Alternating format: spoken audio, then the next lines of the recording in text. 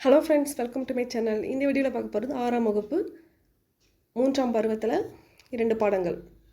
நமது சுற்றுச்சூழலும் அன்றாட வாழ்வில் தவறுகள். இந்த 2 பாடத்திலிருந்து ஒரு 30 கேள்விகள் நம்ம இந்த வீடியோவில் பார்த்துடலாம்.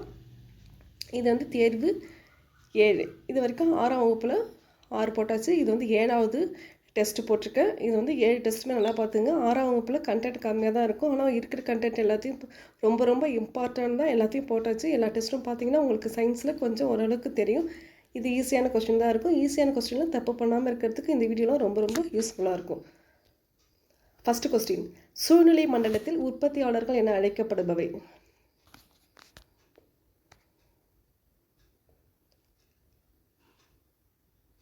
சூழ்நிலை மண்டலத்தில் உற்பத்தியாளர்கள்னால் பசுந்தாவரங்கள்.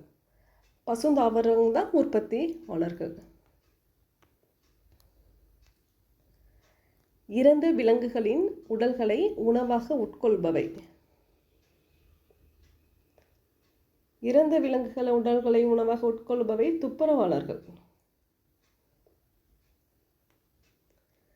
உலக சுற்றுச்சூழல் தினம் கொண்டாடப்படும் நாள் ஜூன் 5.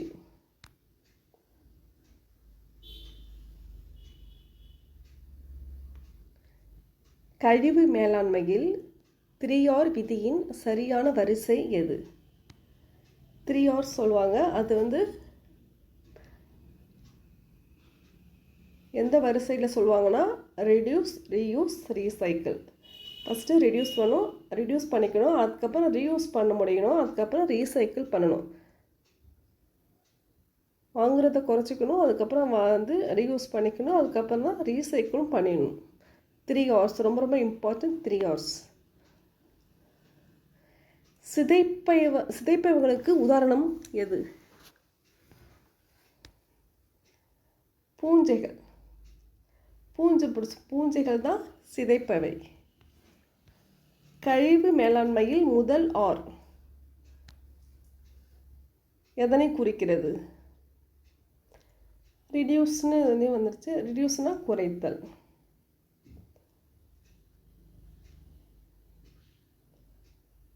ரீயூஸ், அதுக்கப்புறம் மறுசுழற்சி, அதுக்கப்புறம் மறு பயன்பாடு. ரெடியூஸ்னா குறைத்தல். முடக்குவாதத்தை குணப்படுத்தும் மருந்து தயாரிக்க பயன்படும் கீரை எது? இந்த முடக்குவாதத்தை குறைக்கிறதுக்கு ஒரு மருந்து தயாரிப்பாங்க. அந்த மருந்து தயாரிக்க ஒரு கீரையை யூஸ் பண்ணியிருப்பாங்க. இது ஒரு பாக்ஸ் இன்ஃபர்மேஷன் கொஸ்டின். அந்த கீரை வந்து என்னது? கீரை வந்து பாலக்கீரை. பாலக்கீரை தான் முடக்குவாதத்தை குணப்படுத்தும் மருந்து தயாரிக்க பயன்படும் கீரை வந்து பாலக்கீரை. இது வந்து CDRI இந்த நிறுவனம் தான் செஞ்சுருப்பாங்க. மத்திய மருந்து ஆராய்ச்சி நிறுவனம் CDRI, central drug research institute. இது எங்கே இருக்குன்னா லக்னோவில் இருக்குது. CDRIனா சென்ட்ரல் ட்ரக் ரிசர்ச் இன்ஸ்டியூட்டு. அது வந்து லக்னோவில் இருக்குது. இங்கே தான் இந்த ஆராய்ச்சி பண்ணியிருப்பாங்க. முடக்குவாதத்தை குணப்படுத்தும் மருந்து தயாரிக்க பயன்படும் கீரை வந்து பாலக் கீரை. பாலக்கீரையிலேருந்து முடக்குவாதத்துக்கு மருந்து இந்த இன்ஸ்டியூட்டில் தயார் பண்ணியிருக்காங்க. தவறான இணையை கண்டுபிடி.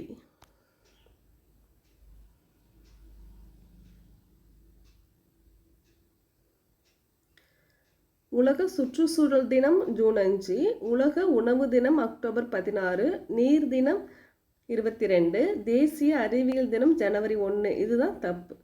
இது வந்து பிப்ரவரி 28. பிப்ரவரி 28 தான் தேசிய அறிவியல் தினம். அது வந்து சர்ச்சையுராம்னு சொல்லும்போது ஃபஸ்ட்டு நோபல் பரிசு பெற்ற தமிழர். குடல் புண்ணை குணப்படுத்த மருந்தாக பயன்படும் தாவரம். குடல் புண்ணை மருந்தாக குணப்படுத்த வந்து மருந்தாக பயன்படுத்தப்படும் தாவரம் வந்து எதுன்னு பார்த்தீங்கன்னா சோற்றுக்கற்றாழை. குடல் புண்ணை குணப்படுத்த சோற்றுக்கற்றாழை. இந்த சோற்றுக்கற்றாழை இன்னும் நிறையா சொல்லுவாங்க. புக்கில் என்ன கொடுத்துருக்காங்கன்னா இந்த மலமிளக்கி, காயத்தை குணப்படுத்தணும், தோல் எரிச்சல், இந்த மாதிரி வர்றதெல்லாமே சோற்றுக்கற்றாழை தான். இல்லைன்னா வந்து மலமிளக்கி இந்த காயத்தை குணப்படுத்த இந்த மாதிரி தோல் எரிச்சல் இந்த மாதிரி கொடுத்தாலும் நீங்கள் சோற்றுக்கற்றாழையை சூஸ் பண்ணிக்கிங்க. டேப்லெட் காலத்தில் கொடுத்துருக்காங்க. நீங்கள் புக்கில் பார்த்துருந்தீங்கன்னா இந்த டெஸ்ட்டுக்கு ரொம்ப யூஸ்ஃபுல்லாக இருக்கும். இரத்த சோகையை போக்கும் நோய் எதிர்ப்பு சக்தியை மேம்படுத்த பயன்படும் மருத்துவ தாவரம். முக்கியமாக நோய் எதிர்ப்பு சக்தியை மேம்படுத்த பயன்படும் மருத்துவ தாவரம் எதுனா நெல்லிக்காய் தான். இப்போ நெல்லிக்காய் ஜூஸ்லாம் குடிச்சிங்கன்னா ரொம்ப ஃப்ரெஷ்ஷாக ஃபீல் ஆகும். நோய் எதிர்ப்பு சக்தி.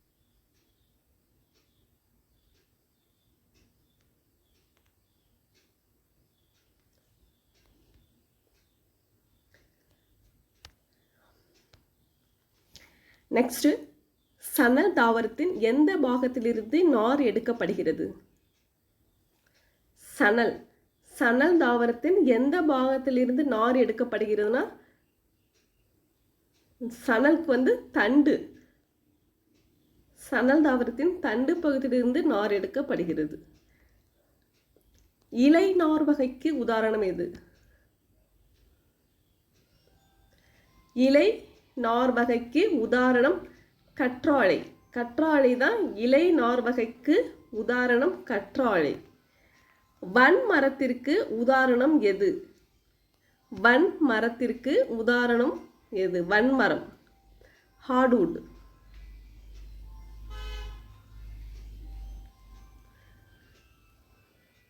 வன்மரம்னாலே அது வந்து தேக்கு தான். வன்மரம்னாலே அது வந்து தேக்கு தான். தேக்கு, பலா இதெல்லாமே வன்மரத்தில் வந்துடும். மாசுபாடு முக்கியமான எத்தனை வகைகளாக பிரிக்கப்படுகிறது?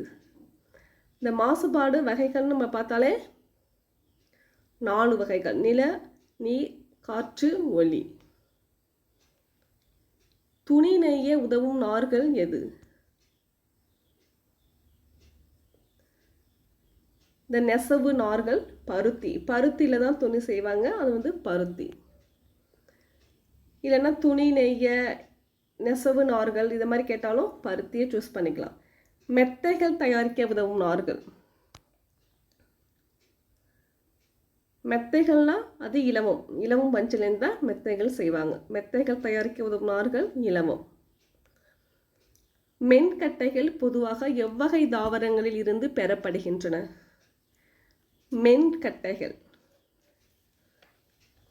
மென்கட்டைகள்னு பார்க்கும்போது பூவாதாவரங்கள். மென்கட்டைகள் பூவாதாவரங்கள் இருந்தால் அந்த வகை தாவரங்கள் தான் மென்கட்டைகள் நம்மளுக்கு கிடைக்கிது. அது பூவாதாவரங்கள்னால் அது வந்து ஜிம்னோஸ்பெர்ம். பூக்கும் தாவரங்கள்னால் அது ஆஞ்சியோஸ்பெர்ம், அது வந்து வன்கட்டைக்கு வரும். பூக்கும் தாவரங்கள் ஆஞ்சியோஸ்பெர்ம், அது வந்து வன்கட்டை வந்துடும். இது வந்து மென்கட்டைன்னு பார்க்கும்போது பூவாதாவரங்கள் ஜிம்னோஸ்பெர்ம். ஜிம்னோஸ்பெர்ம், பூக்கும் ஆஞ்சியோஸ்பெர்ம்கள். இது புக்கில் இன்ஃபர்மேஷன் கொடுத்துருக்காங்க, பார்த்துங்க. தவறான இணையை கண்டுபிடி. மருத்துவ தாவரங்கள் குணம் அதில் பார்க்கும்போது துளசி சளி இருமல், கீழாநெல்லி மஞ்சக்காமாலை, சோற்றுக்கற்றாழை தோல் நோய்கள், மஞ்சள் இரத்த சோகை. துளசி வந்து சளி இருமலுக்கு தான், கீழாநெல்லி மஞ்சக்காமாலைக்கு, சோற்றுக்கற்றாழை தோல் நோய்க்கு. மஞ்சள் வந்து ஒரு கிருமி நாசினி தான், இரத்த சோகை கிடையாது. அதனால் இதுதான் தவறான இணை. இதுதான் தப்பு. தாவரங்களின் வேர் முடிச்சுகளில் நைட்ரஜனை நிலைநிறுத்தும் பாக்டீரியா. வேர் முடிச்சுகளில் நைட்ரஜனை நிலைநிறுத்துறாங்க. இது வந்து என்ன பாக்டீரியா? Pseudomonas bacteria. தாவரங்களின் வேர் முடிச்சுகளில் நைட்ரஜன் நிலைநிறுத்தும் பாக்டீரியா சூடோமோனஸ் பாக்டீரியா. இரத்த சோகையை விரட்டும் நெல்லிக்கனியில் எந்த வைட்டமின் அதிகம் உள்ளது?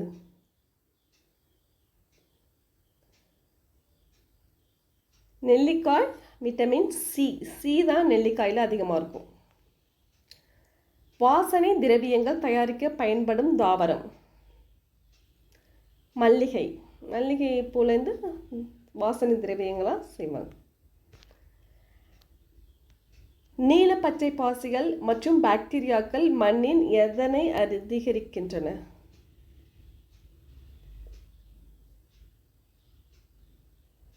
நைட்ரஜன்.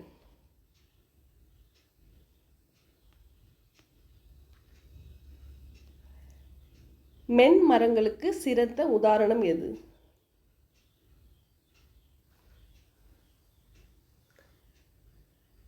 மென் மரங்களுக்கு சரியான உதாரணம்னு பார்க்கும்போது கடம்பு. கடம்பும் ஒரு ஃபைன் சொல்லுவாங்க, அதுவும் அந்த மரமும் தான் மென்மரம். மென்மரம்னாலே பூக்காதாவரம் ஜெம்னோஸ்போம். மென்மரம், கடம்பு, ஃபைன்.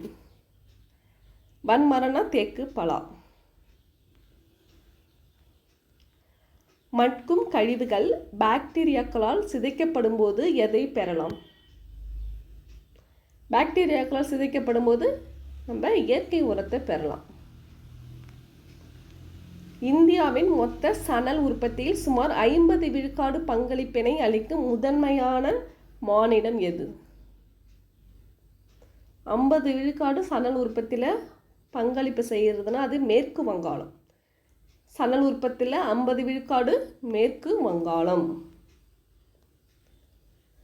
அழகிய தோற்றத்திற்காகவும் நிழலுக்காகவும் வளர்க்கப்படும் அலங்கார மரங்களுக்கு கீழ் வருவனவற்றில் சிறந்த உதாரணம் எது? அலங்கார மரம்.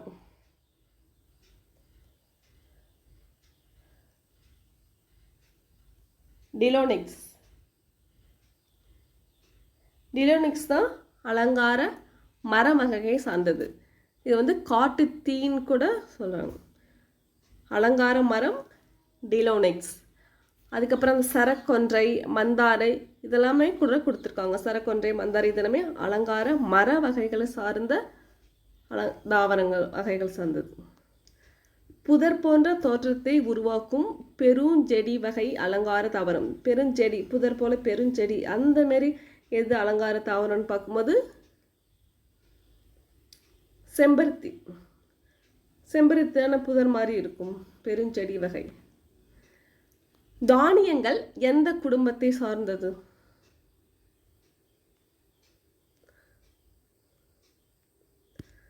தானியங்கள் பார்க்கும்போது அது புல் குடும்பம்.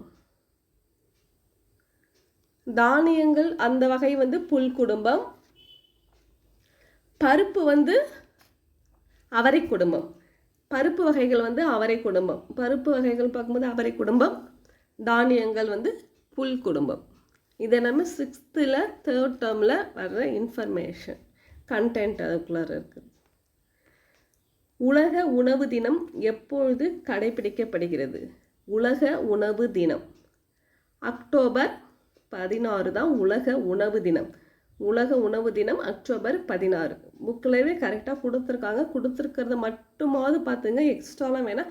புக்கை மட்டும் படித்தா போதும். நீங்கள் எக்ஸ்ட்ரா இன்ஃபர்மேஷனாக அங்கே எங்கேயும் பார்க்க வேணாம். புக்கில் உள்ள லைன் மாதிரி அதே மாதிரியே கொஸ்டின் கேட்பாங்க. பட்டுப்புழு வளர்ப்பு எந்த தாவரத்துடன் நேரடியாக தொடர்புடையது?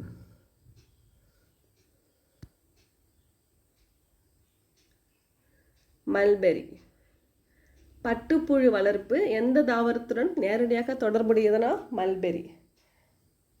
இந்த 2 பாடத்துலேருந்து 30 கொஸ்டின் பார்த்தாச்சு. 6th பொறுத்த வரைக்கும் கண்டென்ட்லாம் ரொம்ப கம்மியாக தான் இருக்குது. இதோட 6th சயின்ஸில் மட்டுமே 7 தேர்வுகள் முடிஞ்சிருச்சு. எந்த எல்லாத்தையுமே பார்த்துங்க. புக்கில் இருக்க ரொம்ப ரொம்ப இன்ஃபர்மேஷன் இம்பார்ட்டன்ட் அது மாதிரி தான் அந்த கொடுத்துருப்பேன். கொஞ்சம் எக்ஸ்ட்ரா இன்ஃபர்மேஷனும் புக்கில் உள்ள இன்ஃபர்மேஷனும் அந்த டெஸ்ட் கூடவே சொல்லியிருப்பேன், கொஸ்டின் ஓரியன்டாக. அது எல்லாமே ரொம்ப யூஸ்ஃபுல்லாக இருக்கும் எக்ஸாமுக்கு. இப்போ அறிவியலுக்கு 7 தேர்வு முடிஞ்சிருச்சு. அடுத்தது இங்கிலீஷ் பார்க்கலாம். இதுக்கு முன்னாடி மேக்ஸில் ஃபார்முலா மட்டுமே ஒரு வீடியோ போட்டிருப்பேன். அது போன டெட்டப்போ முதல்ல போட்டது. அதை எண்ட் ஸ்க்ரீனில் ஆட் பண்ணுறேன். நீங்கள் ஃபார்முலாவை கடைசியில் தான் பார்க்கணும்ல, இப்போ கூட பார்க்கலாம். அந்த செக் பண்ணி பார்த்துக்குங்க. இந்த வீடியோ பிடிச்சா லைக் பண்ணுங்கள், ஷேர் பண்ணுங்கள், சப்ஸ்கிரைப் பண்ணுங்கள். Thank you friends.